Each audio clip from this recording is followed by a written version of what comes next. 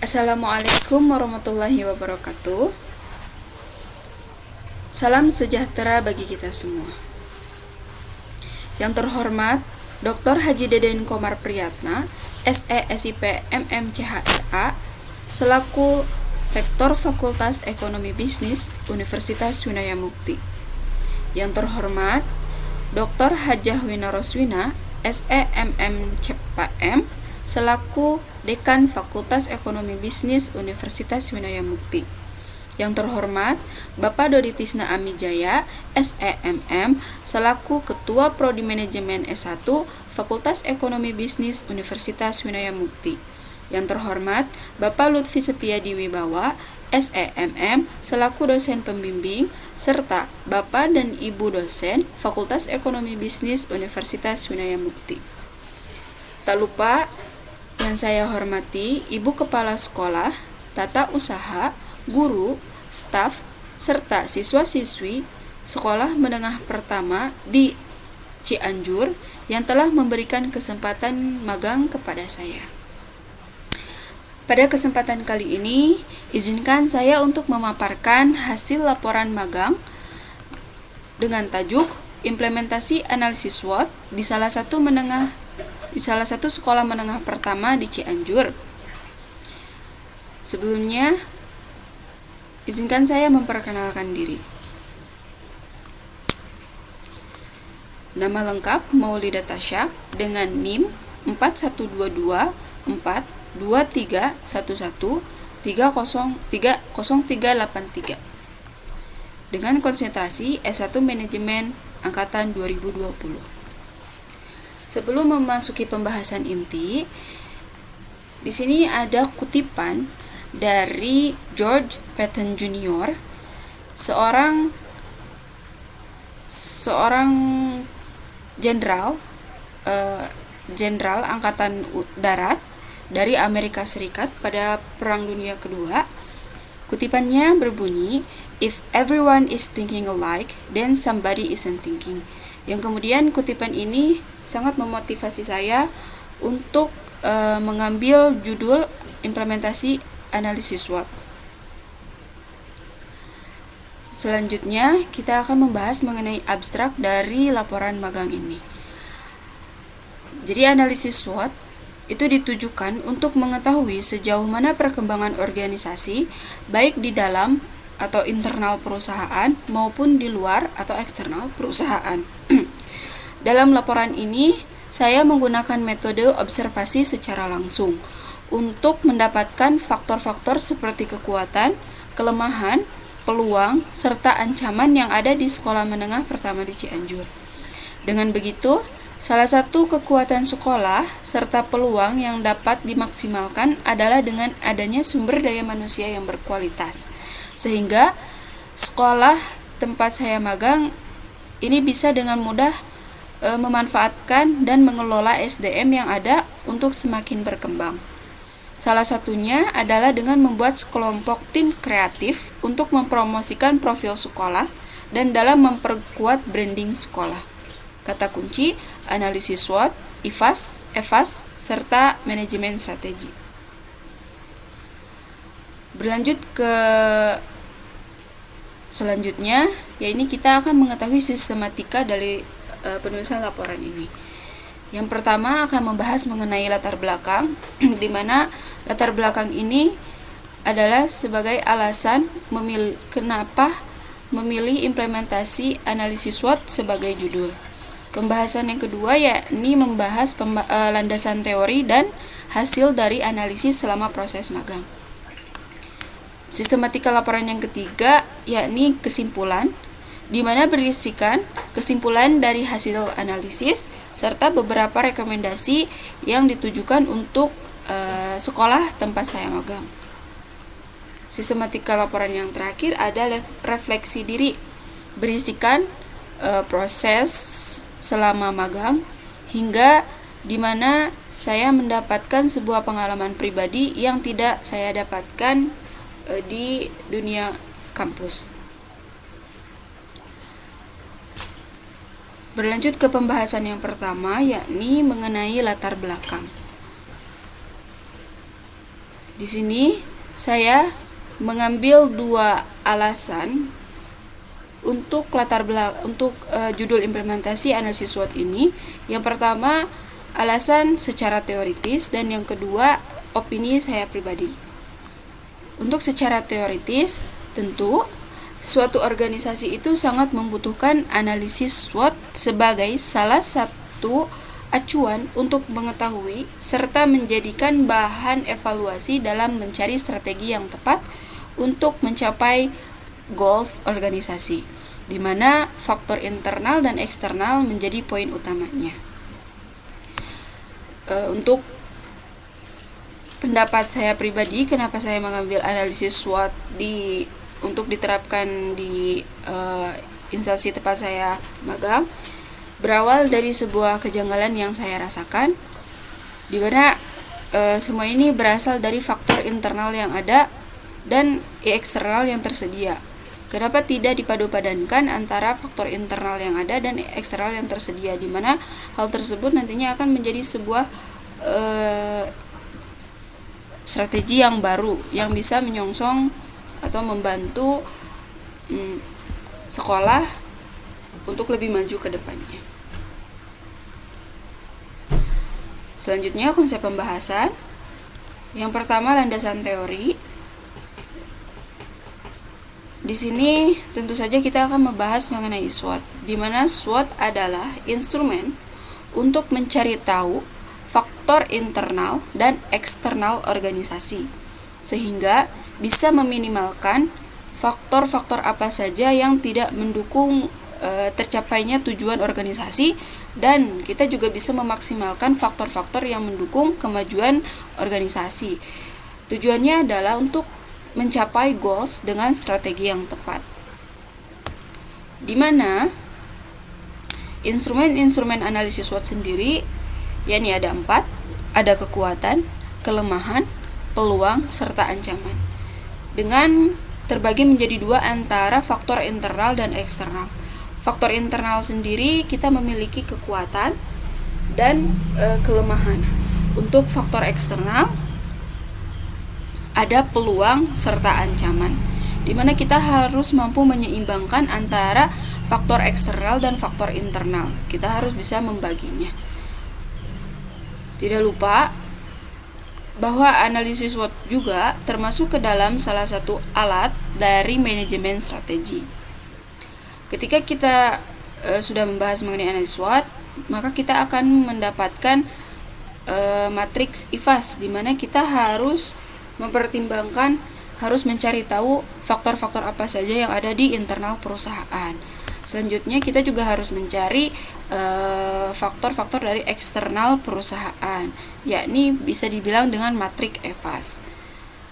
Selanjutnya, setelah matrik IFAS dan matrik EFAS kita temukan, maka kita padu-padankan menjadi satu, maka disebut dengan matrik SWOT, di mana matrik SWOT ini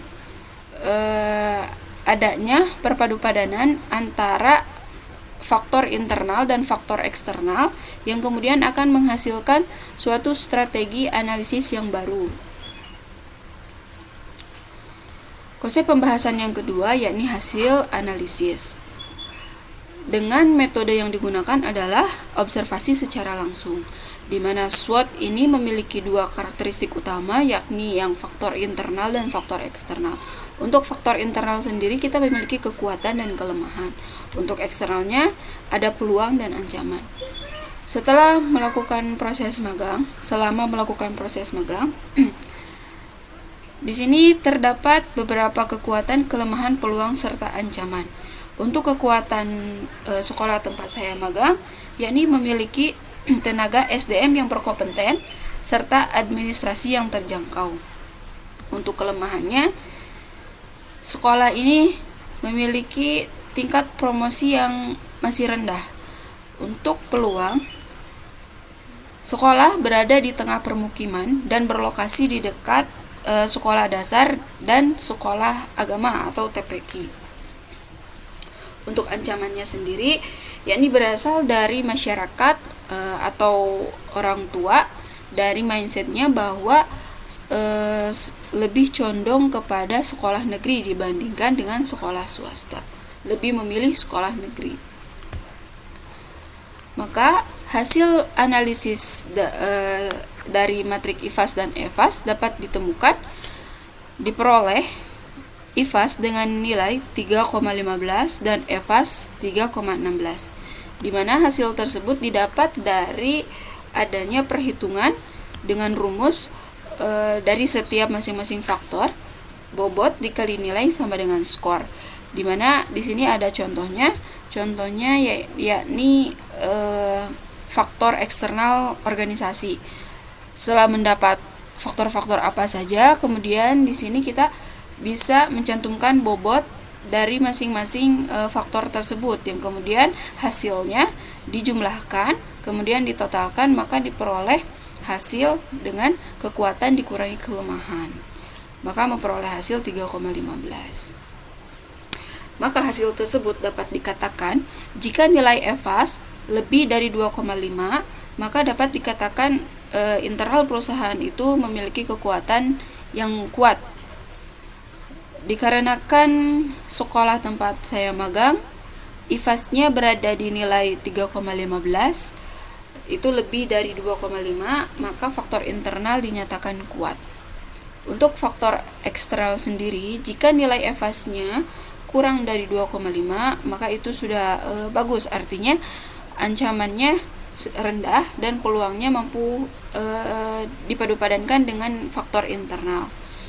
Sementara hasil EFAS sendiri, sekolah tempat saya magang itu berada di nilai 3,16, maka nilai EFAS itu dikatakan cukup dengan nilai peluang itu lebih besar daripada nilai ancaman. Selanjutnya ada matriks SWOT, ya ini ada pergabungan antara faktor internal dan faktor eksternal. Hasilnya pengertiannya dapat dikatakan seperti ini. Dari matriks SWOT ini kita padupadankan antara ancaman dengan faktor internal, kemudian peluang dengan faktor internal juga. Yang pertama akan didapatkan ST. ST ini adalah kekuatan dan ancaman, di mana ST tersebut kita harus bisa memanfaatkan potensi untuk menghadapi ancaman, sehingga strategi yang baru adalah pemanfaatan antara kekuatan kita terhadap ancaman. Yang kedua ada WT. WT ini kelemahan dan ancaman, di mana kita harus bisa meminimalkan kelemahan untuk menghadapi ancaman. Selanjutnya ada dari peluang dengan kekuatan dan peluang dengan kelemahan, di mana peluang dengan kekuatan kita harus memanfaatkan kekuatan yang ada di internal untuk meraih peluang yang ada di eksternal. Selanjutnya kita harus mampu mengatasi kelemahan yang ada di internal untuk meraih peluang yang ada di eksternal. Jika dilihat dari hasil analisis di sekolah tempat saya magang, untuk kekuatannya sendiri memiliki tenaga sumber daya manusia yang berkompeten serta administrasi yang terjangkau.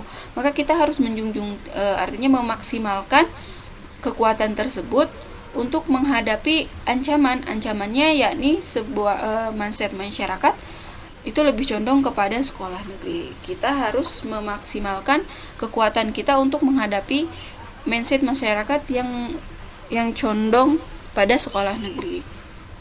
Yang kedua, hasil dari kelemahan, yakni karena kurangnya tingkat promosi sekolah, maka kita harus menghadapi ancaman.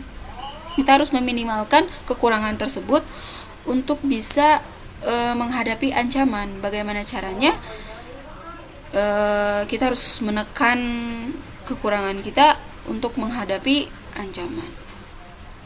Untuk yang selanjutnya ada kekuatan dan peluang. Kita harus memaksimalkan kekuatan, artinya kita harus memanfaatkan dengan baik SDM yang berkompeten serta administrasi yang terjangkau. Kita harus jadikan sebagai acuan untuk meraih peluangnya yakni berada di permukiman dan berlokasi di dekat sekolah dasar. Artinya kita harus memanfaatkan SDM yang ada terhadap lingkungan sekitar yang memang sangat berpeluang. Selanjutnya ada kelemahan menghadapi peluang, di mana kita harus mengatasi kelemahan itu dengan peluang yang ada. Selanjutnya ada strategi dari SWOT, yakni sebuah hasil strategi yang didapat dari matriks SWOT. Maka hasilnya seperti ini. Ketika kita sudah memadupadankan antara kekuatan dan ancaman, maka menghasilkan suatu strategi baru, yakni kita harus bisa melakukan promosi dengan kita menceritakan bahwa sekolah swasta juga memiliki keunggulan gitu. Itu salah satu strateginya, planning strateginya. Untuk matriks SWOT antara kelemahan dan ancaman, maka strategi yang dihasilkan adalah kita harus bisa melakukan promosi secara langsung kepada masyarakat. Artinya kita juga harus bisa mengubah mindset masyarakat bahwa swasta juga tidak kalah dengan sekolah negeri. Untuk strategi SWOT yang ketiga, yakni antara peluang dan kekuatan, maka strateginya kita bisa membuat tim kreatif untuk melakukan promosi dan juga untuk penguatan branding sekolah. Strategi SWOT yang terakhir, yakni dari kelemahan dan peluang, maka kita bisa melakukan pendekatan pada masyarakat sekitar dan sekolah dasar atau TPQ. Istilahnya di sini kita bisa membuat sebuah mitra atau kerjasama antara sekolah dasar yang di dekat lingkungan sekolah swasta ini dan TPQ yang ada di sana. Kita bisa melakukan kerjasama atau kita bisa bermitra begitu. Mungkin itu salah satu contoh strategi analisis SWOT dari beberapa faktor internal dan eksternal sekolah tempat saya magang. Jadi untuk kesimpulannya, yakni dapat dikatakan bahwa sekolah menengah pertama di Cianjur tempat saya magang itu memiliki sumber daya manusia yang berkualitas. Tentunya kita harus mampu untuk memanfaatkan sumber daya manusia yang ada, apalagi sumber daya manusia yang berkualitas, apalagi ditambah dengan administrasi yang terjangkau, kita harus bisa memanfaatkan hal tersebut dengan sebaik mungkin. Untuk rekomendasinya yang dapat saya sampaikan, yakni mungkin kita bisa menerapkan promosi secara digital. Dengan begitu, sekolah akan lebih dikenal, branding sekolah kita juga akan ada. Salah satunya ini menjadi penguatan citra dan branding untuk sekolah. Dan juga kita bisa untuk membuat sebuah tim kreatif khusus untuk promosi dan penguatan branding sekolah.